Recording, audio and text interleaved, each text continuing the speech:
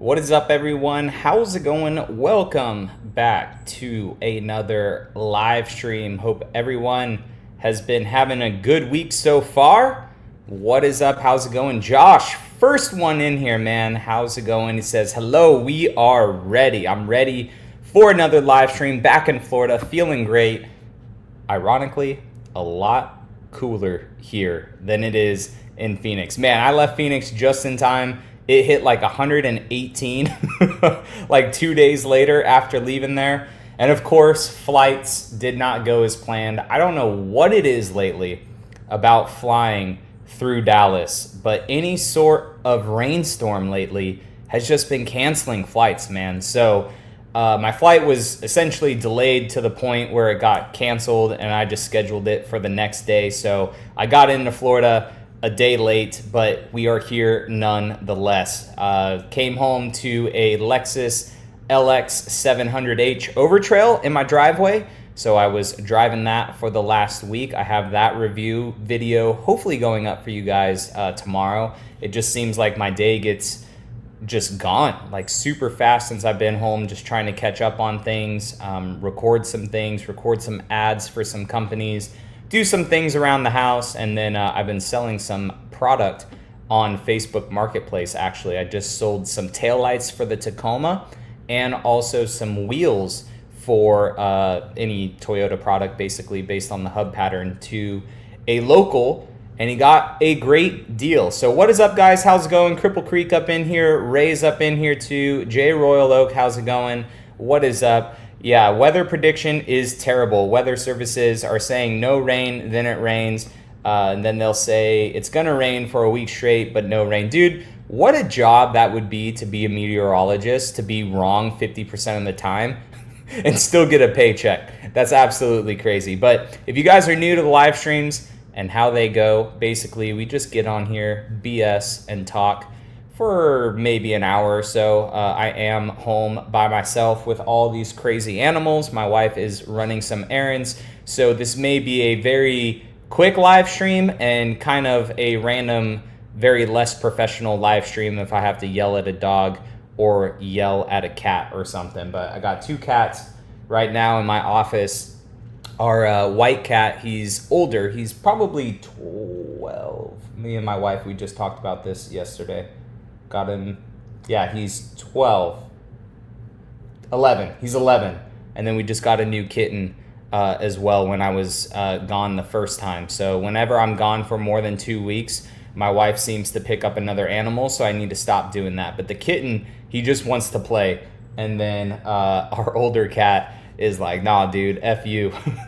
See you later. But yeah, basically, you guys throw questions right here into the comment section. I throw them up here on the screen, and I try to do my best to answer whatever questions you guys have. So Ray says, hey, John, just like that. Ranger! I'm telling you, it's going to be unprofessional. Ray says, hey, John, looking forward to the the 700H content. Only way I would get the Overtrail. Yeah, the Overtrail is nice for sure. It is money though. I think I would rather have the GX after having my my week with it. Sam says, John, what's up? I'm digging the idea of East Coast and West Coast content for sure.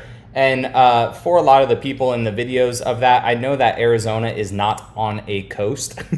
I know that. I went to public school. I mean, I didn't get the best of education, but I went to a public school, right? I know that Arizona is not on the coast, but I'm talking about all of West Coast content. So I would be going, through Californias, the Moabs, the Colorados, all that stuff. So just like out in the West Coast is what I meant by that. And I do love Florida. I love Florida, but born and raised in California, I definitely enjoy the West Coast for its aspects that it has. But I do really, really enjoy Florida a lot. Royal Oak says, any thoughts about Ford's announcement for a small EV pickup? I think it's cool, but it's that thing again where a company comes in just like Slate did and says, hey, here's our $20,000 pickup, and now it's upwards of 30 grand, right? Same with the Tesla Cybertruck. It's going to come in at 40 grand, and then it ended up being 50, 60 grand for certain things. So it's cool if Ford pulls it off, but $30,000 for a small EV pickup without the government rebates and all that stuff with it as well. Who knows? We'll see. Maybe it's just a press thing where they're like, yeah, it's going to be $30,000 to spread some press, and then it ends up being 40. So we'll wait to see when it comes out what it actually ends up being. She misses you and needs the company, so she gets animals. Exactly. Like, what the heck? We have 2 cats and 2 dogs right now. I think that's perfect. I don't want any more, but it's fine. But this little new kitten, man, he is on a rampage all the time. He wants to play all the time, which is awesome, and we try to play with him all the time. But he's still, I feel like, kind of a street cat. So like, he wants to hunt, so we take him outside. He eats all the human food that we have. He's crazy. Ray says, sorry, got cut off. 2-row 700H, only way to go with it. Yeah, so that's the cool thing about that with the Lexus version versus the Sequoia TRD Pro is you can actually option a 2-row in it, which I think is very, very rad if someone doesn't want the 3-row, especially with the way that that battery setup is on the back.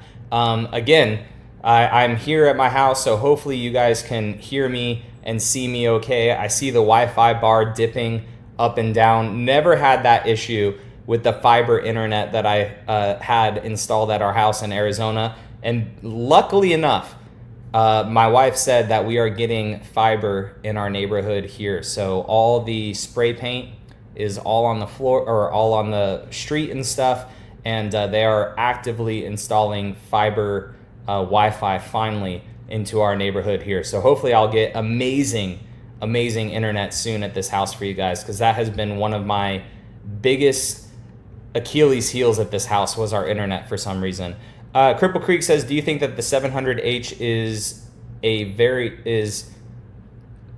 very much a Land Cruiser? I don't know what the 300 series is, but the way that the Lexus the LX feels, it does feel as good as like a Land Cruiser 200 series, or of course the 570 that they had in the past. It's very heavy of a vehicle. It's very solid. All the soft touch materials are all throughout that vehicle, and the price tag as well definitely reflects a Land Cruiser Plus price tag. I mean, it's in the 6 figures, which is crazy. But after my week with it, I would have loved if instead of getting this RX that I just got, because they brought the vehicle in, they swap them out with another vehicle if you're able to get on a string of cars with Drive Shop, which I was luckily able to do.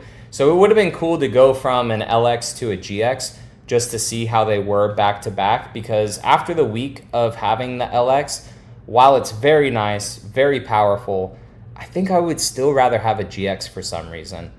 Kyle says, can't wait for the 700H content. Descent's 700H build is insane. They are using that vehicle for sure, Kyle. Just like the Land Cruiser 250, you know, on portals, they're using the crap out of that. I definitely want some more sound bites from them with the dual intakes that they have for it. It's very, very nice. I mean, it's so cool. And then Westcott Designs, they actually just got a 700H as well. So I'm curious to see how Jeff and his team are going to build that thing up compared to Descents. Because that's the cool thing about the off-road community is, like, not everyone's vehicle has to be just this crazy, insane off-road vehicle. There's so many different types of builds and custom stuff that people can do to make them special, which is awesome. Ray says, I have an Overtrail Plus. Your opinion on GX versus LX will be interesting. Yeah, like I said, man, I really wish that I was able to get a GX right after this. I do like the RX a lot. It is a contender of a vehicle that we may replace Bree's Land Cruiser with. But if the new GR RAV4 drives anything like this RX F Sport, that's going to be a good car. I think it'll be a good car. But mainly for me, price with the GX compared to the LX, like, you're getting a lot more features in the LX, right? You're getting triple locked, you're getting the adaptive suspension as well, a lot higher end of materials as well on the Lexus. But like at the end of the day, is it really worth the $35,000 more almost? You know, I get that you're getting the hybrid system, again, way more power. The 2400 watt inverter you're getting, I don't know. It's a lot of coin. It's a lot of money when the GX 550 Overtrail is already so good. Dougie says, have you heard rumors about Toyota figuring out the real reason Tundra engines are failing and fixed with the 26 model? That has alluded to during the recent discussion with other guys on YouTube. So I've heard what other people are saying. I see stuff in the Facebook posts and forum posts. I'm not 100% sure unless Toyota just, you know, if they just like swallow their pride and just say, hey, we messed up, all these engines are going to be bad, or if it is legit just a machining issue. But I saw another 2025, it was a hybrid TRD Pro. We are still waiting to see what the dude's issues was with it, but it was on a tow truck and it said engine malfunction and it could not drive. So if we start to see more 2025s drop, then Toyota really needs to say something about it. Like whether they changed their engine casting, maybe they're doing a whole new casting to make sure that no debris gets into it, or if they changed it as well just to be a little bit different because maybe the original design wasn't good for a truck application. Because that engine, and this is all just coming out of my head, I'm not saying any of this is true, but you know, that engine was derived from a Lexus car, and truck duty is a lot more. But at the same time, there's dudes that just get those trucks and it fails with under 1,000 miles, and they weren't even able to do truck duty stuff yet. So I am curious to see what the actual, not truth, not saying that Toyota's lying, but like what truly comes of it, like later on down the road. But it's just concerning when an individual posted his truck on a tow truck, a 2025 TRD Pro, because as we know, the hybrids, they're not involved in the recall yet, right? But his was a hybrid. His was also a 2025, which should have been fixed already, and it had an issue. Now, if we see 26s come out and some of those have issues, brother, that's going to be no bueno for sure. Birdman says, hey, from Arizona, do you have an updated video going over all your mods on the 5th gen 4Runner or any consolidated favorites list category based on what you have tested? I don't have a current as the vehicle sits. I think like the last thing that we did to it that would be as close as possible is putting on the Westcott Designs lift kit on that 4Runner with the Nitto Recon Grappler tires that we put on. But I've documented every single install here on the channel. I will be bringing the 4Runner back onto the channel either this week or next week. I have a install with Wolfbox that I'm doing a full dedicated video on that vehicle for you guys. So I'll also maybe showcase some of the parts. I do have the roof rack off currently on the vehicle, and also the ladder, because I was supposed to be getting the vehicle ceramic coated, and unfortunately something happened during the detailing process which has led me to have to repaint part of the vehicle, and it does not match perfectly because the shop is telling me that the clear coat on the vehicle is a little old.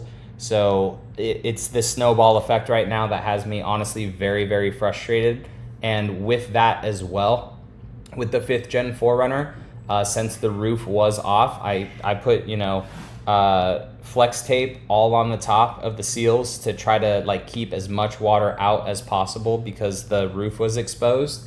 But it has rained so much here in Florida that now some rain has touched my headliner. So I am very upset with where the 5th gen 4Runner is at right now, because that's my baby. I'm having it forever, but the fact that I can vent that to you guys right now makes me feel a little bit better.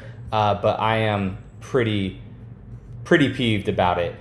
John Reyes, how's it going, man? Says TRD Boss, the Trailhunter 4Runner has 265/70 R18s. Is it possible to make it a 285/70 17 like yours? Yes, you can drop down to, excuse me, you can drop down to a 17-inch wheel on the Trailhunter as well. And I see that you commented that on both Facebook and also YouTube. But yes, you could drop down to a 17-inch wheel on that.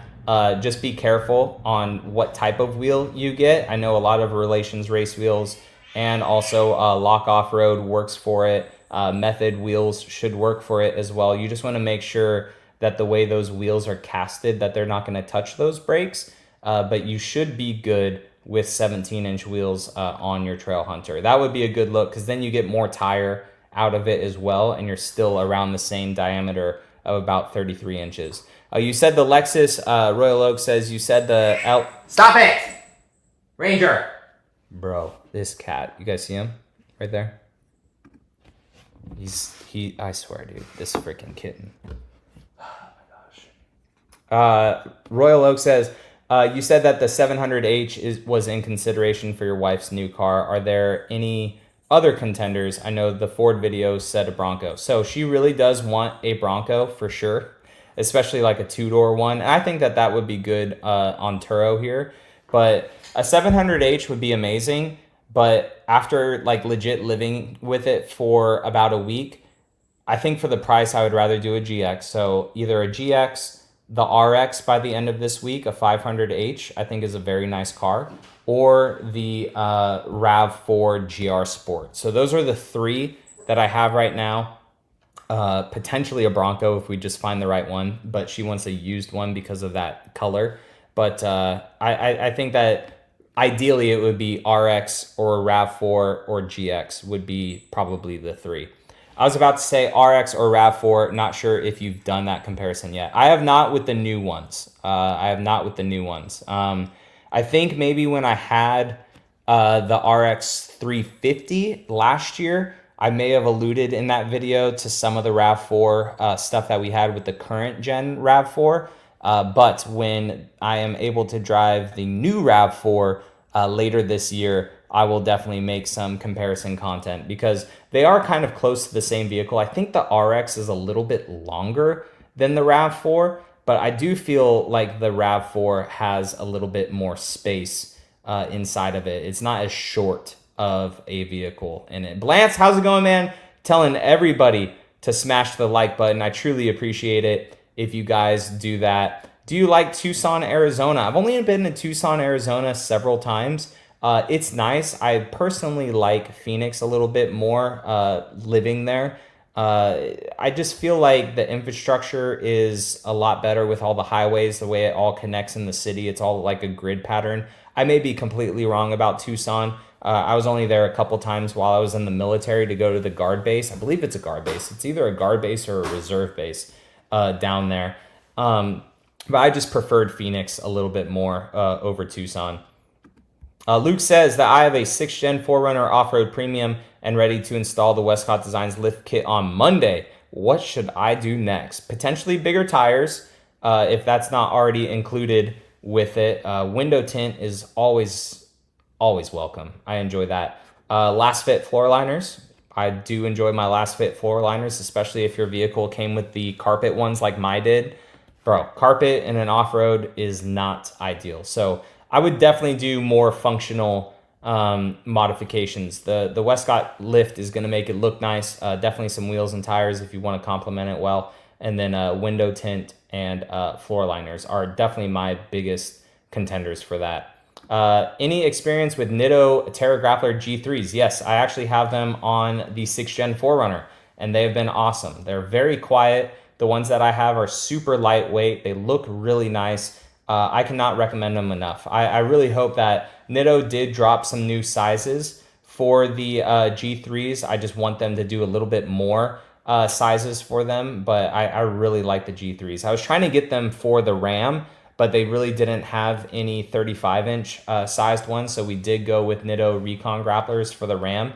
Hopefully I can install those later this week. It's just lining up time with Yoda Mafia.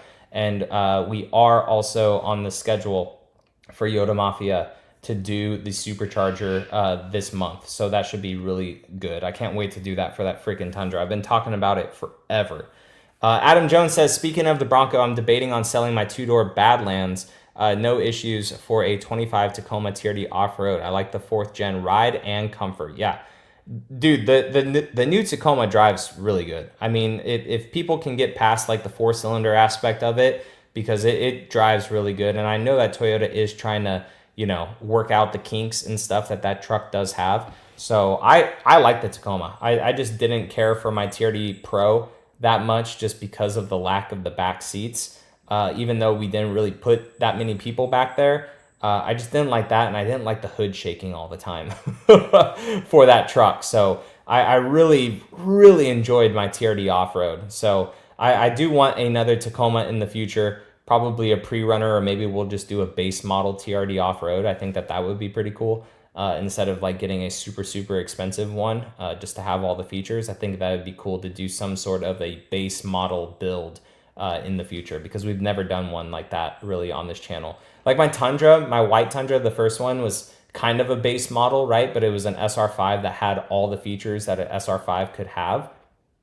So it wasn't like truly, truly a base model. Dredson says, I was torn between a 24 4Runner off-road premium and a 24 Tundra SR5, but I think you already kind of answered my question. If you're leaning towards the 4Runner, you can't go wrong. Like, that thing is tried and true, and it is freaking bulletproof. The Tundra is going to have tons of power, tons of space. It's a good truck. Like, I really want to love the Tundra, but like if Toyota legit keeps having these issues, and keep in mind, the percentage is still very small, but it's starting to grow, which does stink. It does definitely stink.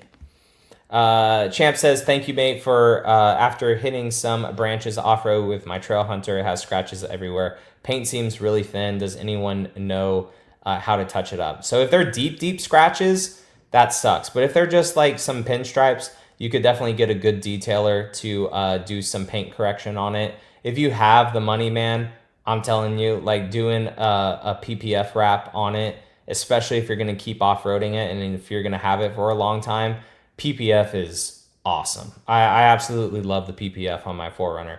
Michael from Ontario, Canada. Love the content, bro. Thank you so much for the support. I truly appreciate it.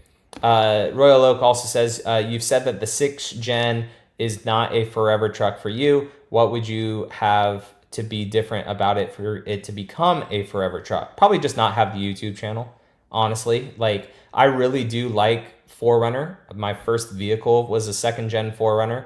And then I have the 5th gen 4Runner and the 6th gen 4Runner. Personally, I like the 6th gen 4Runner, the way that it drives, more than the 5th gen. Like, I got in the 5th gen 4Runner today, and I drove it from Fort Walton Beach back to Destin. And even with the OTT tune, it's great. The vehicle is a freaking solid tank. I love that about the 5th gen 4Runner. But it's just sluggish, Like, it's just old. It's just old. So I think if I didn't have the YouTube channel, I could definitely see myself in a 6th gen 4Runner if I didn't have like the emotional attachment that I have with my 5th gen 4Runner. Like if I bought that 5th gen 4Runner 7 years ago, and I never made the YouTube channel, and I still had it right now, I don't know where my life would be. But if I was looking for another vehicle and the 6th gen 4Runner was catching my eye, I probably would have traded in the 5th gen 4Runner for the 6th gen. I think it's just because I have the YouTube channel is the reason why I don't want to keep that 6th gen forever. I mean, maybe I do keep that particular one, right? Because in the future, I want to have one of every single generation of 4Runner. I want a 1st gen 4Runner, completely stock, like back to the 80s OEM of that vehicle, and take the top off, go down to the beach with the vehicle, throw the paddle boards and the surfboard up top. And that's my 1st gen 4Runner. 2nd gen 4Runner, dude, if I could find my original one again, I would buy it. But it's on, because I found the VIN and I looked it up through Carfax or one of those channels or websites where you're able to like look it up. And it's in Michigan, and it's on its 7th owner. So it's probably not as clean as when I had it as the 2nd owner in California. I feel bad for that car, but she's probably not in good shape. And if it is, then I'll buy it back from that owner if I'm able to actually track down that owner. But for a 2nd gen 4Runner, they early in the 90s with it, they made a two-door version of the second gen 4Runner. So that is probably what I would get because it's ugly. It's super unique. That's the one that I would get. Again, probably just keep it stock, a little bit bigger of tires. The third gen 4Runner is going to be a Hilux from Japan in either a blue or a purple color with the diesel. The fourth gen 4Runner will be a white TRD Sport or a white Sport V8. That's the one that I want for a fourth gen 4Runner, which I did. I didn't personally own it. Yoda Mafia owned it, but we kind of joint owned it during a giveaway. So that was like 4 years ago, I think. We gave away a fourth gen 4Runner V8. Fifth gen 4Runner obviously is the one that I have right now. And then a sixth gen 4Runner, like I could totally keep that one, or maybe a TRD Pro or something like that in the future. But like I do want to have one of every generation of 4Runner one day in my garage. I think that would look super, super cool. Yeah, Blant says expel that freaking Trailhunter, man. It would look really, really good. Hoove says, hey, love your vids. What do you think about the new Chevy Colorado? I have one and I love it. I think that the Colorado is really nice. The Colorado and the Canyon, those are big, small trucks. I like the Turbo Max engine that's in those, that 2.7. Everyone that has had one says that they're really good. The back seat space is pretty good in the Colorado as well. I like the tailgate, how it has that little bit of storage in the tailgate. I think that that's pretty cool on the Colorado. It's very well thought out. I don't like the interior layout, like with the screen and stuff, as much as the Tacoma, but there are aspects of the Colorado that I do actually like. Adam says, yeah, my Bronco has the back seats removed, but having camping, mountain bikes, surfboards and stuff back there with me gets old quick, hence the truck. Yeah, you'll love a truck then, because then you could just throw all that stuff into the truck bed and not even worry about it, which is really, really cool. Look into next-gen valve body if going to keep that Colorado for long-term. Oh my gosh, are they actually having that issues? That's crazy. I know that 2.7 though is pretty reliable so far for the Colorado, which is sweet. 700 miles on my 6th-gen TRD off-road hybrid. The hybrid portion is fun to try and keep it in EV mode as long as possible. That's one thing that I noticed with the LX700H is it actually was able to stay in EV mode quite a bit. So for me, a test that I like to do is when I get into my neighborhood and I go past the stop sign, I try to see how long I can keep it in EV mode to try to get to my driveway in purely EV mode. But that is fun to do. And it's really nice too when the batteries are like fully charged up and you even give it just like a little bit of gas and it's just like full electronics and it's just like just a little bit. I think that's cool. And that's why I'm very excited for the GR Sport RAV, because it's a plug-in hybrid. So you're going to be able to really be in EV mode or in the hybrid mode where it's utilizing all that EV power and also the 2.5 gas. So I really hope that it's sporty. And I really do hope that it feels nice and tight, because this Lexus RX 500H that I have in my driveway right now, like if it didn't look like an SUV, I swear I would think that it's a little car. So, excuse me, it's really, really good. And I know that the RAV4 is going to have just a little less horsepower than that RX. Because what's the RX at? Is the RX, I need to know. So RX 500H horsepower and torque. 366 horsepower and 406 torque from a 2.4 turbocharged inline four. So that's basically like the Land Cruiser. Although the Land Cruiser has more horsepower, I believe. How much horsepower? And the Land Cruiser definitely has more torque, 465. Than the RX does. That's sweet though. I think it's really good. The one thing though that I don't like about this RX, and I'm sure that they're gonna do it with the RAV4, is fake engine noise. Oh, 326 horsepower and 465 torque. That's crazy. So the new Land Cruiser actually has less horsepower than the RX does. So, that's crazy. Seems like 3 bars and only the engine comes on more often, just small ups. Yeah, for the hybrid stuff. Kyle says, got any recommendations for Raptor lights brands? My $15 Amazon specials aren't cutting it anymore on the Land Cruiser. Man, I don't know. There used to be a lot back in the day. I'm not sure if like, not that it was a fad because people are still doing it, but there were a lot of brands that did stuff. But now they've kind of just like fallen away. You see a lot though now with like grill companies like Yodaverse or Rave Off Road. They have like grill kits for new vehicles. I'm not sure if they have any for the 200 series, but typically they have integrated Raptor lights for them. I know with my 4Runner, I did so many different variations of Raptor lights in that. Amazon, I just kind of did a DIY on my own, and they held up decently well, but I'm sure they would have failed over time. John says, have Ram or anyone have any experiences with deleted diesels getting vehicle inspections? I'm in Vancouver, and we don't have the air care regulations. Wondering if it makes a difference. Got an inspection notice while in the city yesterday. So I'm not sure how Canada does it, but I know that there's some shops here in the United States where you pay to play, basically. So like they'll sign it off that it's good and you pay them a little bit extra.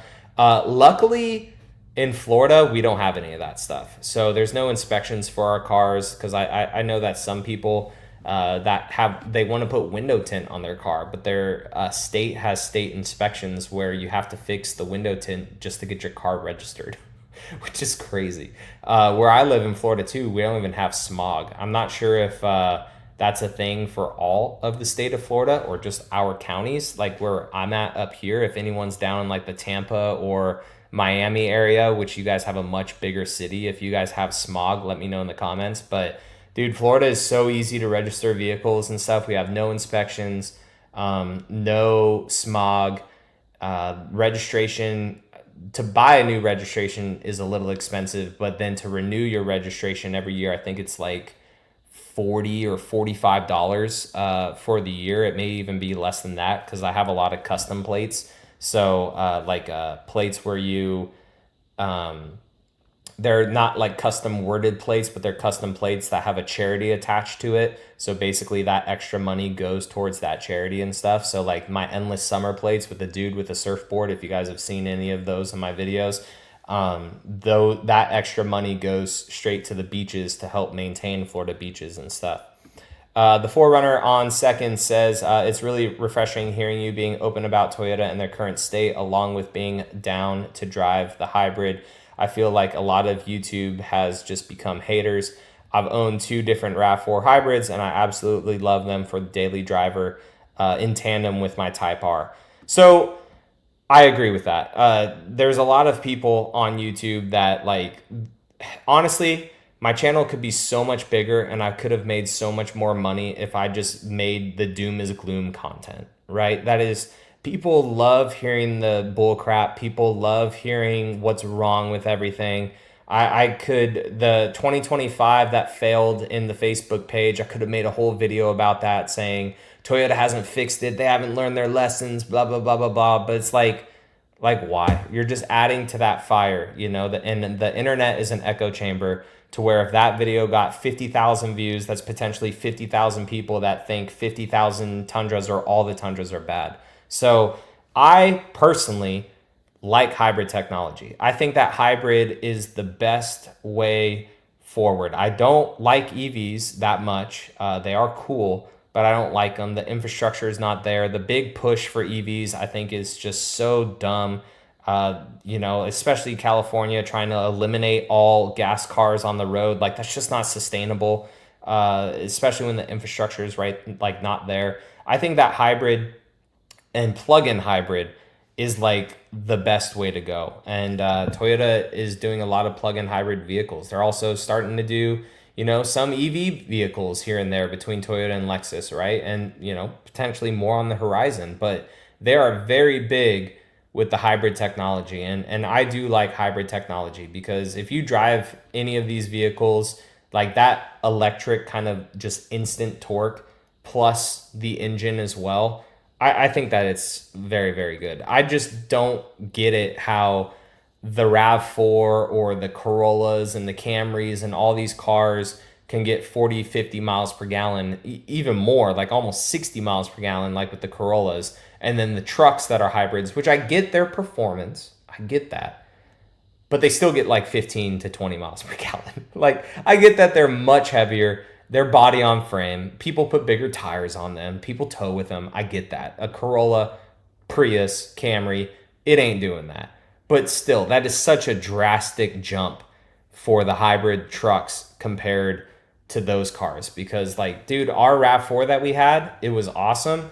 And we were consistently getting like 42 miles per gallon with that RAV4. My Tundras, I've never touched consistently like 22 miles per gallon with the Tundra.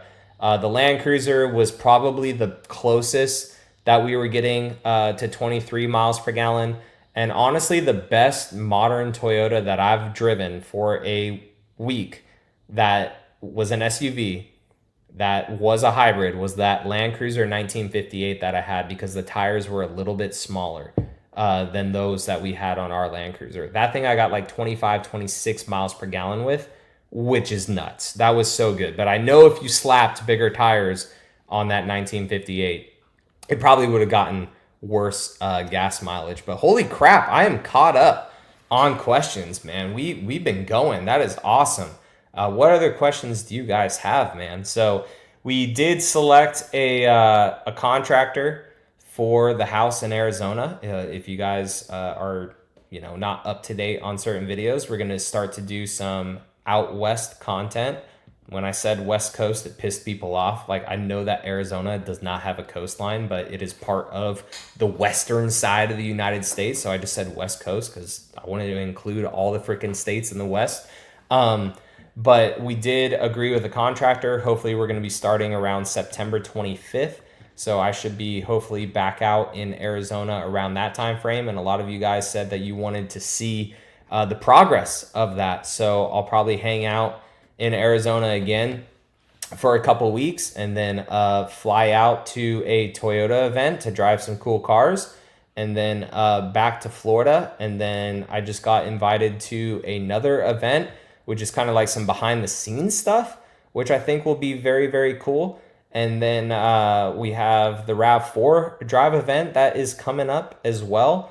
And then hopefully I'll be going to SEMA again this year. I think that SEMA is a great time. I'm not sure if Toyota is doing another event at SEMA or what, but they are in Central Hall. But regardless, I'm going to go to SEMA, whether Toyota, has a bunch of creators go out there or not. So I do plan on going to SEMA. It's a good time. Lots of cool companies out there to talk to and stuff, and just things to see. I love the creativeness of it. So definitely going to get a lot more short form content this time out there, and some photos and stuff. Because if you guys are watching on Facebook, or you don't go to Facebook, I've been posting a lot of stuff on Facebook lately, more than Instagram. I like Facebook weirdly more than Instagram now for photos and kind of behind the scenes stuff and everything like that. So Facebook has been a lot of fun to interact with my viewers over there. Roy Logue says, favorite all-time Toyota color. I was heartbroken the 6th gen didn't get Lunar Rock. Lunar Rock is a very cool color. I do like it. As much as it's played out, I do enjoy Lunar Rock. But my all-time favorite Toyota color, man, it probably Voodoo Blue or Cavalry Blue. But I would have to say Voodoo Blue just because it looks so good on almost all vehicles that it was on. Like, it looked good on the FJ Cruiser. It looked great on the 4Runner, the Tacomas, the Tundra. But it wasn't on that many vehicles. So it's kind of hard to pick that as my favorite color just because it wasn't on a lot of vehicles. Cavalry Blue, I love it on my 4Runner. It was on all the big trucks except for the Sequoia, the Tacoma. It was on RAV4, Camry. I think even they put it on Corolla one year or a couple years too. So that's always been a good color. But then, I mean, even when you go back to some of the classics, like the tans that were on the old Toyota pickups, or Imperial Jade Mica, bro, that sparkly green on like the 3rd gen 4Runner and 1st gen Tacoma. Like, there's so many good colors out there to try to pick just one. Blueprint, I love the blueprint color that we had on our RAV4. It looks great on the Tundra too. That's a really good color as well. I mean, I'm just gonna say Cavalry Blue just because I have it on my 4Runner and it's one of my favorite colors. But there are so many good colors to try to pick just one. Eddie says, I want to buy a nice car or a truck, but I travel a lot with my job and the threat of theft keeps me from buying something nice. Maybe just too paranoid. It's good to be paranoid, right? But a cheap car can get broken into just as easy, you know?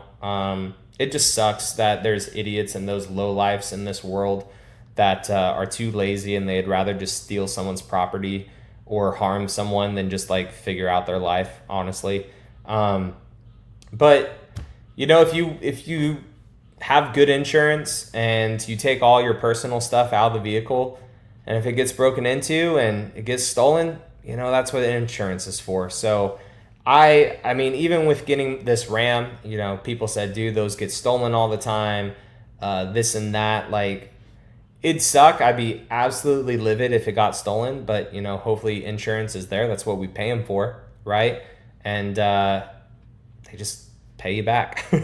I hope, you know, like not to be bah-humbug, but like, I mean, that's what insurance is for. So, and actually my insurance company just called me today. Allstate is going completely paperless, and they called me and they're like, hey, do you want to enroll in completely paperless? I was like, I thought I already was. And they're like, no, your billing is paperless, but like we still send you the cards and this and that.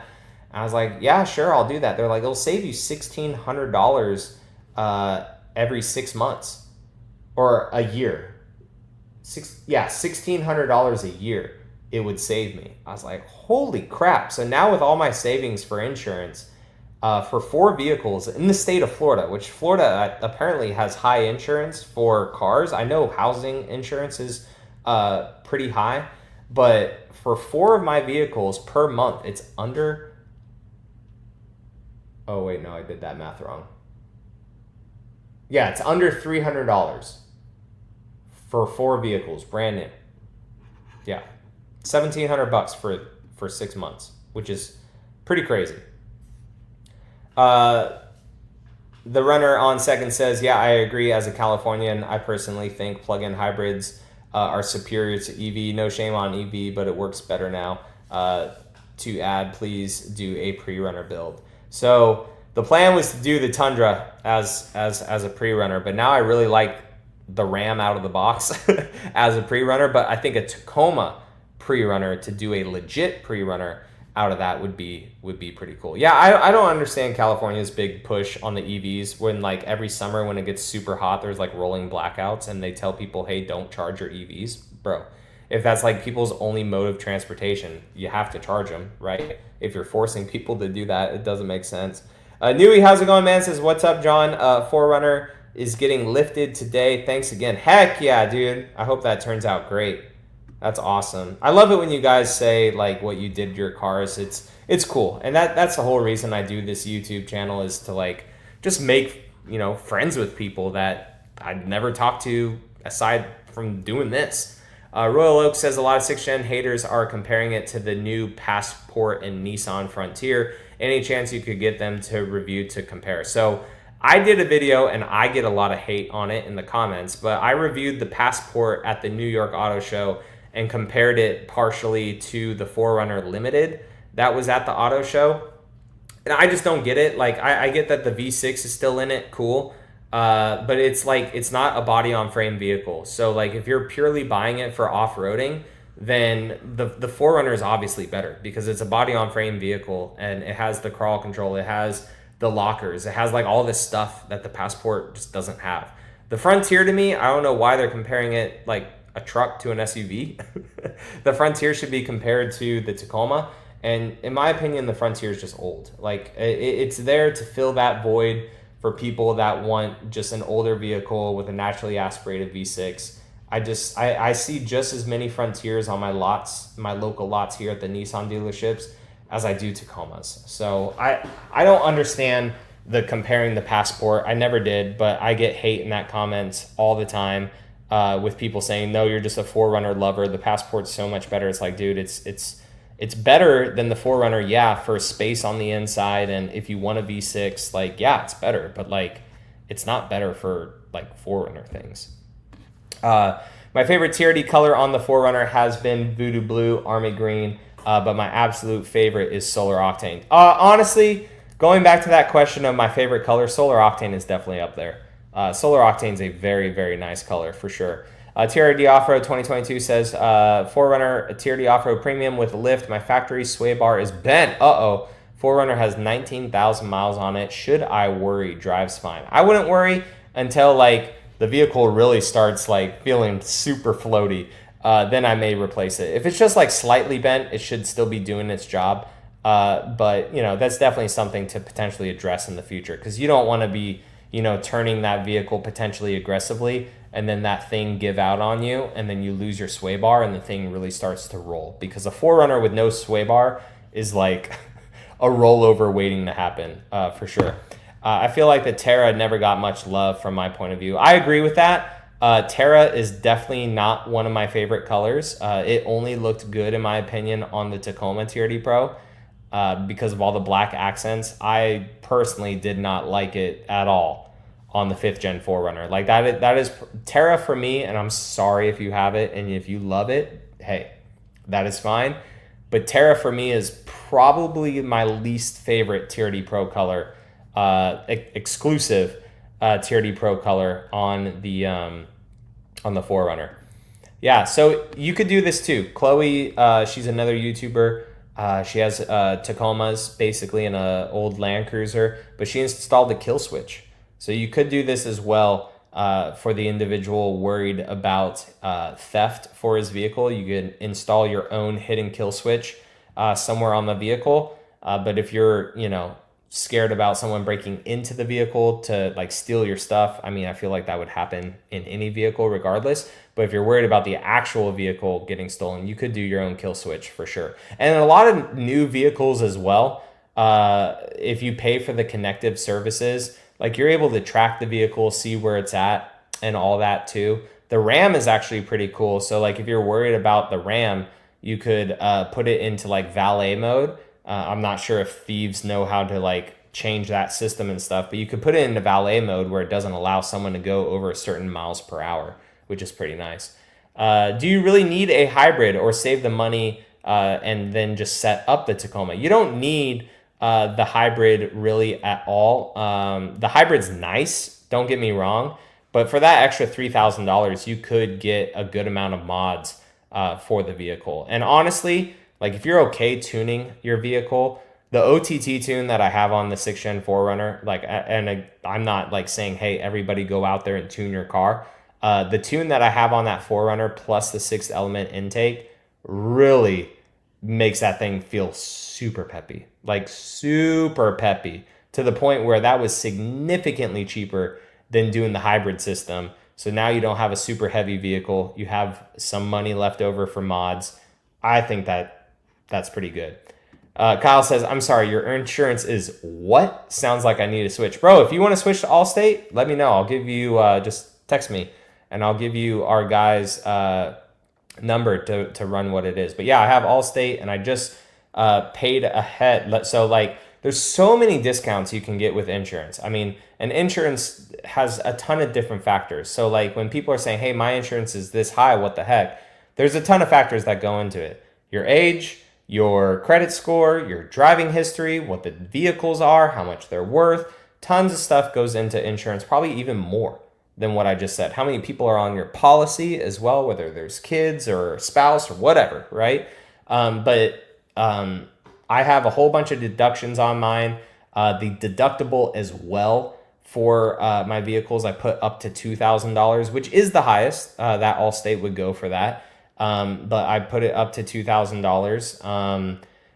my health insurance is good, so I didn't need that coverage on it, so that got axed as well. There's a drive safe tracking thing or whatever that helps reduce it as well.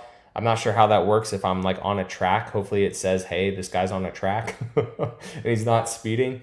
What else I paid the 6-month premium in full versus doing it monthly, so that saved another $250, I think, for the insurance policy. So there's a lot of stuff. But yeah, so 4 vehicles. So the 5th gen 4Runner, the 6th gen 4Runner, the Ram, and the Tundra was $1,700 for 6 months. So whatever that is divided by 6 is under $300, because $300 would have been about $1,800. Yeah.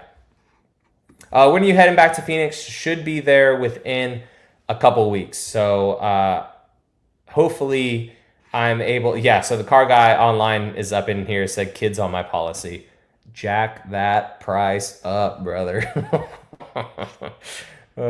I should be back in Phoenix in a couple weeks, guys. So hopefully I'm able to wrap up a whole bunch of stuff here.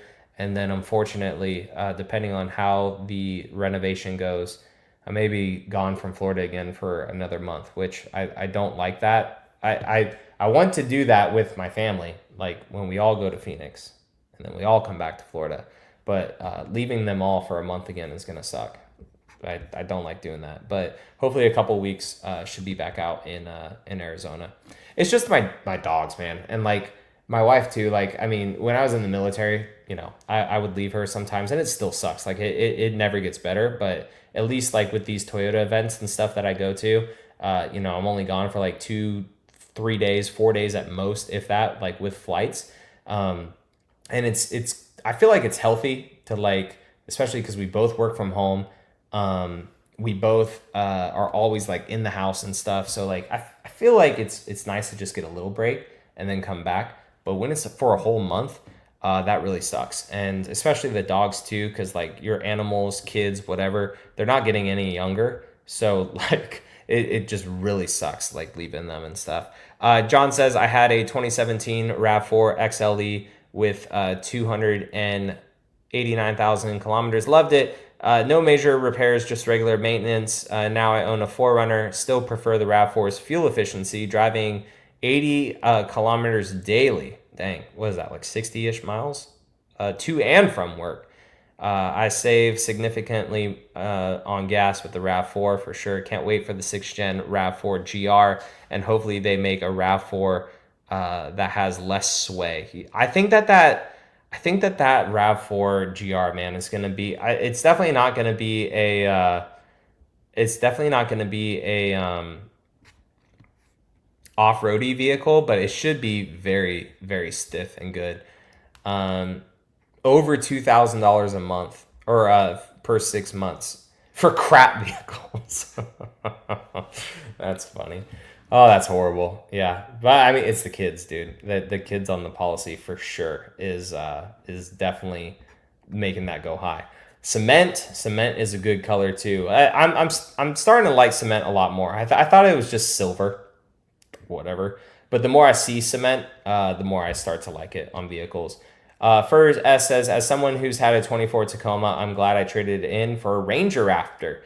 Creature comforts will never top the dramatic engine and live valve shocks for 10K less. Yeah, I mean, dude, the Ranger Raptor is great. Like, I'm not gonna lie, I haven't even driven it yet, and I it's better than the TRD Pro, like on paper. And every journalist that I've seen that has driven it, everything about that truck, and it's coming 10K less almost than a Tacoma TRD Pro, it's definitely worth it for sure. It's a nice truck. I'm curious to see if Ford keeps it that cheap like in the years to come, or if it will catch up to the Tacoma. We'll see, but I'm glad you're loving that. That's super cool. I would like to have one day. They definitely don't make as many as they should, but I think that a Ranger Raptor would be very, very cool, especially after having this Ram. Like I'm figuring out more and more with this Ram, especially using the paddle shifters. And dude, the ZF 8-speed transmission is so sweet. Like the Lexus that I was just in, you know, like you try to put it down into first gear with the paddle shifters is like beep, beep, beep, beep, like yelling at you because you're going too fast, like even though you're at a safe RPM range to downshift, the vehicle will still not let you do it, even in manual mode. This Ram, dude, I'll like blip it down. It's like, brom. It like shifts like a sports car. It's so cool. And my exhaust is on the way too, finally, for the Ram as well. It was a 3-week wait time because they hand build every single exhaust system, which is super sick from AWE. But I just got confirmation that it shipped. So I can't wait to do that for you guys. Ryan, what is up, dude? Welcome to the live stream.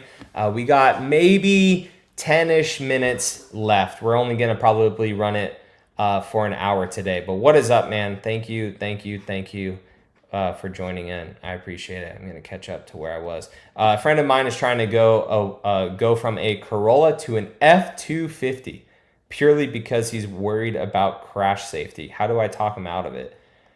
I mean, he'll be safe, but other people on the road, that's a heavy, big freaking truck. That's a heavy truck. That's a big truck.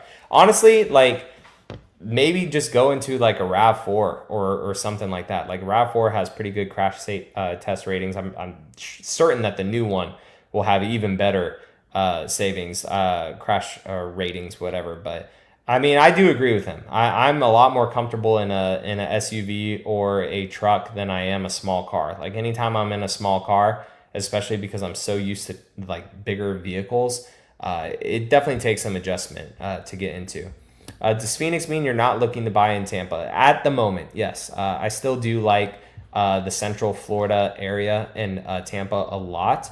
But as of right now, we are going to focus on the Phoenix market and also our current market that we're in right now. Tampa is in a bit of a lull, which could mean that you could get some good deals down there. Maybe the Tampa area would be some cool, nice farmland or something. But it sounds crazy to say, but Tampa just, all that below where we're at in Florida, because we're up in the Panhandle, it gets hot. Like it gets very, very hot there. I think the weather here, man, where I live for the summertime, aside from, you know, San Diego where I grew up, is some of the best right now. Like it does get, you know, hot and humid some days, but I mean it's our summers are, you know, high 80s into low 90s, whereas Tampa is like low 90s into, you know, high 90s all the time. It's really nice here during the summertime, and we live super close to the beach as well. Where we always get like a nice breeze and stuff where we're at. It's very nice here. Just supporting my friend and eating dinner after moving for 12 hours today. Holy smokes. We have not talked about the Wavemaker delay. I did see that you post about that. I can neither confirm nor deny that someone also had told me that. I thought we talked about this. But someone was looking to order one who would be able to order one. Yeah, they said that was delayed. I thought we talked about this like a month ago for some reason, but I guess not. Absolutely, I enjoyed the hard time. Means, yep, yeah, for sure. But yeah, moving in Texas heat for 12 hours, bro.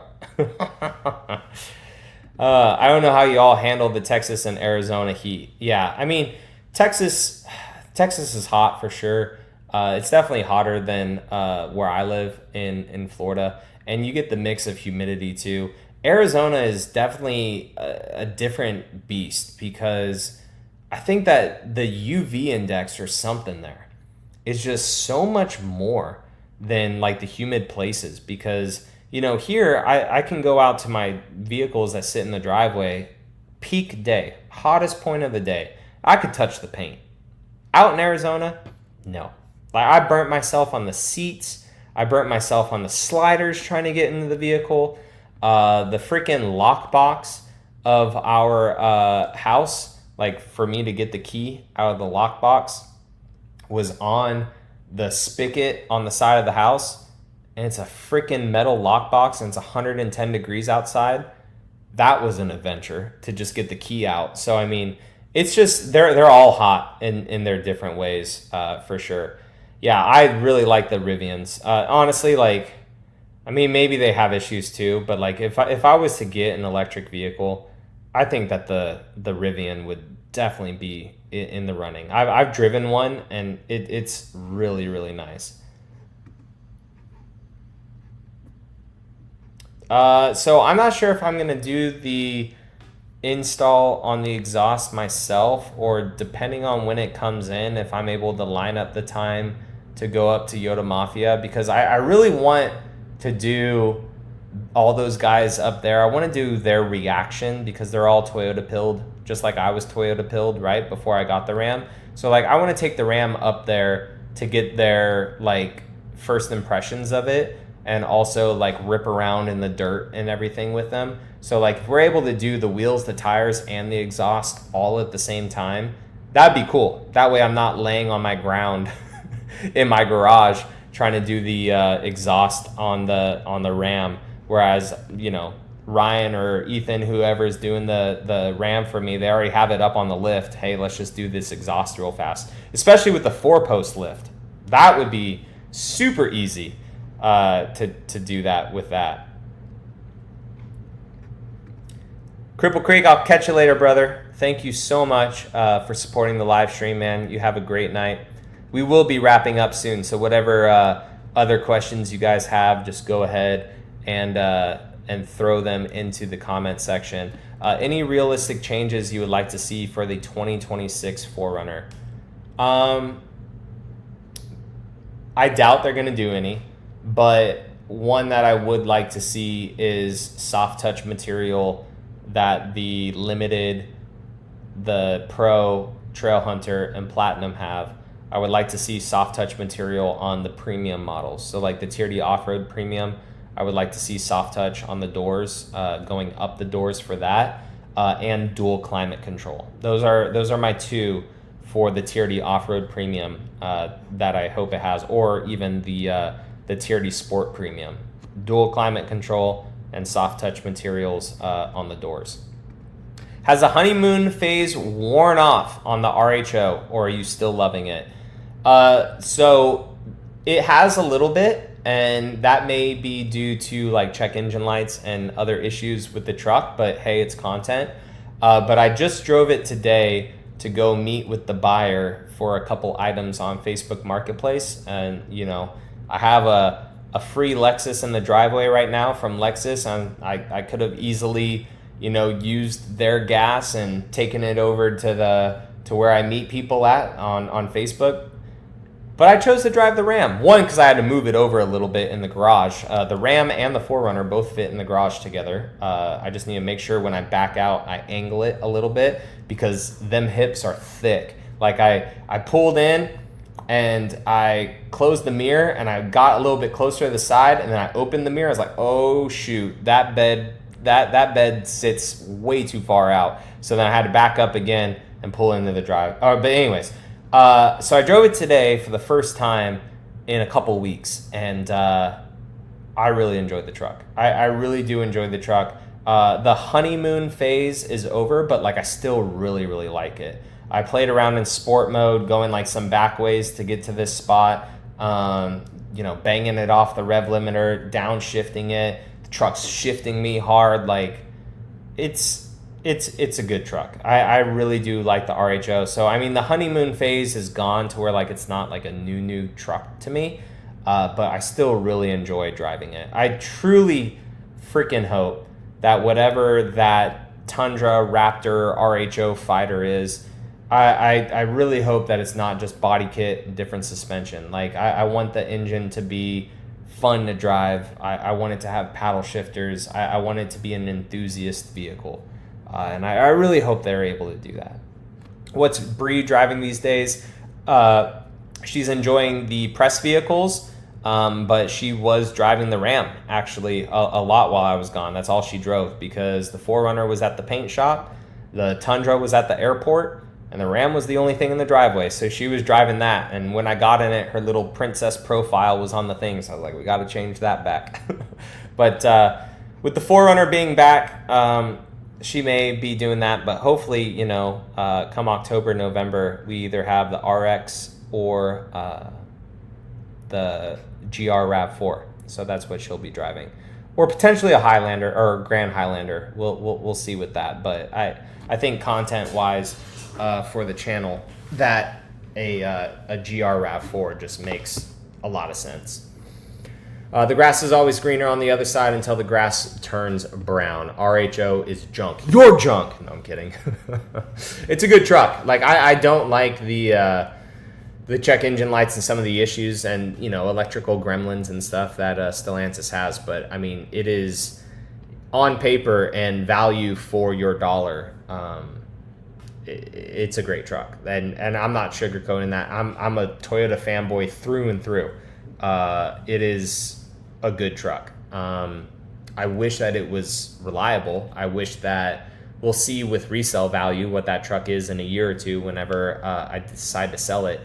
But we'll see. We'll see if I eat my words that I'm saying right here, right, and the truck just falls apart in the next 6 months. I don't know. But as of right now, at this time point when I've owned that truck compared to all my other Tundras, the second-gen Tundras, any vehicle that I've had, like, it makes me the most excited, and it makes me feel the most of the money that I bought that truck for, like I actually got it, if that makes sense. Tom says, surfing Zillow, the homes that have me drooling are the ones with garages with extended height RV style parking that would fit lifted vehicles, perhaps a must-have for you in Arizona. Brother, you're right up my alley with that, Tom. Like, those are amazing properties. Like, yeah, exactly, Ryan. I left her no choice. That's all she had, unless she wanted to ride electric scooters, the bikes. Yeah, like, that's the goal, dude. Even here in Florida, like, it'd be nice to have some property like with a barn on it and stuff, or out there, because that's a big thing out in the West Coast is those houses with RV garages and stuff with them, because the desert, people camping a lot, boats for Havasu and all that out there. So I mean, that is definitely the goal. So like I've said in the videos, this house that we're renovating and stuff, like I've had to pump my wife's brakes a little bit, and mine too, about like how far of a renovation we're gonna go, because I was like, babe, this house in 6 months it could be a rental again, right? Like, if Arizona works out throughout the wintertime and we enjoy it out here and going back and forth and making the content and stuff, like,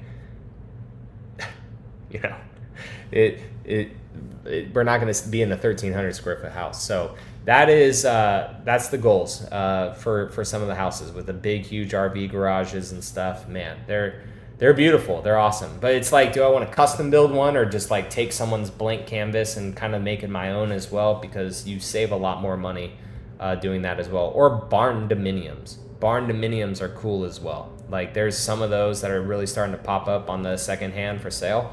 Barnominiums are very cool too, because it's just this big building and your house is built into the shop and garage space. Joey said, been in Punta Gorda, Florida for 35 years, and the increase in intense tropical storms and hurricanes has been crazy. Add the house insurance issues and real estate taxes, maybe time to go to Montana. Don't gotta worry about hurricanes there, brother. That's for sure. Yeah, it's been crazy lately, and there's another one on its way. It looks like right now, but it seems to be turning up, and hopefully we're good this year. Like, I'm not gonna get into conspiracy theories and all this stuff when I'm about to wrap up the live stream, but Florida has gone against cloud seeding and stuff now. I'm not sure if that already took effect or if it's not taken effect yet, but knock on wood, hopefully without cloud seeding and stuff in our areas and other areas as well. Hopefully that also works, for the state of Florida and a little bit off our coast, because if it's just over the state, then that doesn't do us any good. If, storms are being aided and helped outside of the United States to, build them up and stuff and come our way. But yeah, it's crazy, and you pay all this money into these insurance companies, and then when you want to use them, they pull out. Why? Like, what have I been paying you for? We just had a storm that came, right? So yeah, that property taxes, because of a big boom that we had, our governor is talking about stopping property taxes as well. Hopefully that works for people too, to hopefully save some money, but we'll see. There's a lot of wheels turning and stuff for a lot of stuff in the United States and Florida and everywhere else too. But Montana is definitely beautiful. We need some cloud seeding for Arizona. No clouds or rain here. Brother, Arizona had it, man, and now it's gone. Like, it's dry there. Like, you would look up in the sky and just see those lines of chemtrails and stuff. And I've noticed when I was out there weren't many clouds. Like, even monsoon season hasn't been that active in Arizona at all. It is dry. About to head out. Have a good night. Plan says hit the like buttons on the way out. We'll do one last question here from Royal Oak, and then we'll head out. He says, do you still have the free trial for connective services? Do you think that it's worth the price? I like the remote start, but getting 3 consecutive locks is questionable at long distance. Yeah, I mean, if you really use it and you have, what is that, $5-10 a month for that, and then you still get to see the vehicle and all the information. If I kept the vehicles long enough, I would probably honestly pay the $10 or whatever it is to have the remote start and the diagnostics of the vehicle, because like the 4th gen Tacoma that I had, because I had that probably about a year and 4 months or so before I sold it, when the remote services stopped on that, and same with the Land Cruiser, like you couldn't really get any information about it at all. Like, you would go into the app, you couldn't lock it, you couldn't do this, you can do all these other things. So I think that I would pay for. I don't think I would pay for the navigation and the music and all that stuff. I would just probably pay the bare minimum, and especially if you use it all the time, because the 3 buttons, absolutely horrible. It does not work like at all. You said questionable long distance, bro. Even close distance, like within eyesight of the vehicle, it still doesn't work that well. I love the Ram. Press 2 buttons, turns itself on, throws a check engine light, turns itself off. It's great. But guys, I appreciate you coming out to the live stream. We're definitely going to try to stay as consistent as possible with these, with all the travel that I have going on. But I appreciate all your guys' support. We have a Lexus LX video hopefully drop in tomorrow once I finish editing it, and then just more videos coming for you guys. But thank you so much. Have a great rest of your guys' evening.